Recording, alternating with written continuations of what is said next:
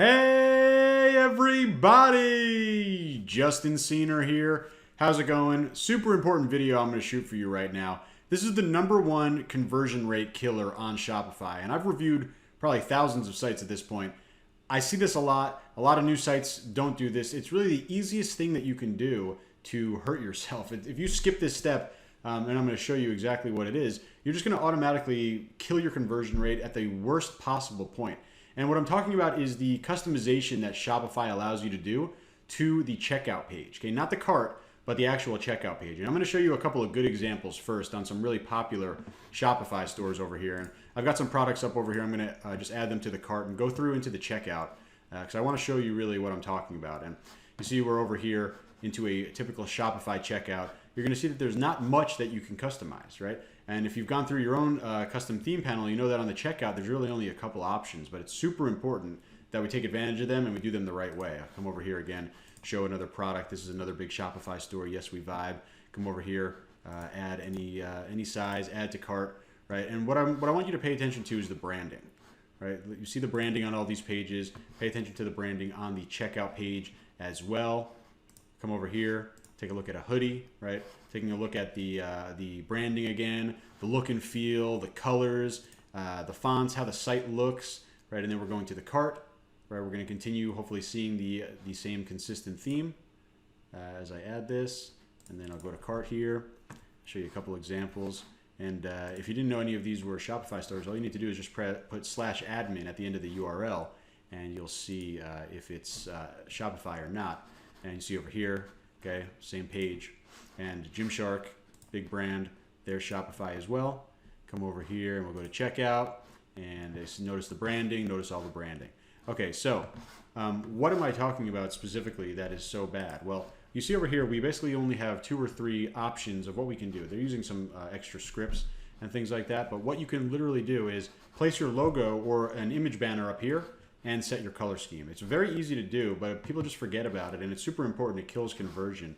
And really the reason is that you're asking the customer at this point to put in all their personal information, right? This is the point where, you know, they finally decided, okay, I'm going to become a customer. Now I need to go and put in my address, my email, all that great stuff, right? All the stuff that you need to check out and to become a customer. But what happens when this page looks terrible? What happens when this page, worst case scenario, looks nothing like your entire site? And I'll show you an example of that, and you'll see exactly how bad it is. Okay, so we're on a example store here, and you could imagine, right, you're on a store like this, typical Shopify store, print-on-demand store, and let's say you select a product, and you go from the home page to the product page, take a look at everything, you see, you know, all the branding, and you read all about the product, and, you know, you learn more about the brand, and you see that they've got this kind of navy color scheme, you see the logo, and, you know, you subconsciously or consciously notice the color scheme. You go ahead and you add a product to cart, and you see everything look this way. Then you go to checkout, and imagine if you were to go to checkout and it were to look like this, because this is what it looks like by default.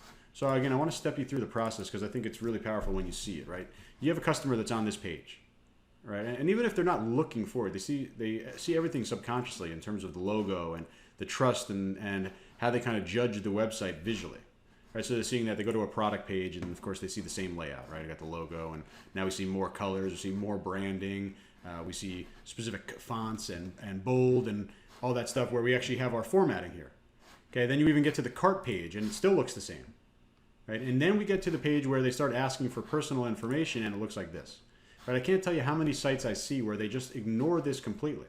Okay, and the way that it's supposed to look, I'll show you over here, is just as similar as possible to the other pages. Again, you don't have that much that you can do. Right? There's only some things that you can do in terms of customizing your site.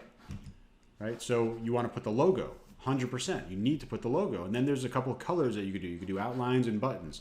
The button color needs to match exactly. Okay? I think if you really paid attention over here, their color scheme was very consistent, especially down over on this one. Right, they use the red button scheme or red button color scheme for all of their action buttons, their checkout buttons, so they have red here as well. Same thing over here. They use green. You have green here over this site as well, right? Green, green. They use black, black over here, right? So you use consistent color scheme because you want people to feel your brand on this page, even though you have the least control of it.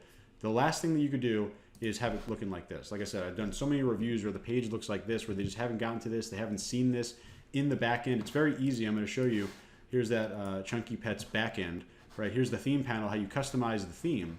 And literally all that you need to do to edit this is go to theme settings and checkout. That's it. You literally can set your logo and you can set your color scheme. Okay, so for example, let's say I remove this logo and I come back over here, you're gonna see that it looks like the default, the old style, where it's just ugly and it doesn't look, even though I do have the color scheme in there, it doesn't have the logo anymore, right? It just doesn't look good. So we need to have as much branding as we can. So we're just gonna make sure that we have the logo in there, and that's pretty easy. And it's really, like I said, it's not rocket science at all.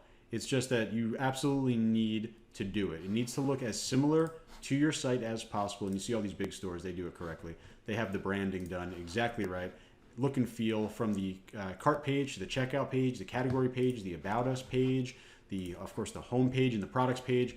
All of the branding goes together, and of course it would never disconnect on the most important page where they start to put their personal information and eventually credit card information. So very important that you do this. I know that this video is going to help you out. If you don't understand what I'm talking about, watch it a couple times until you do.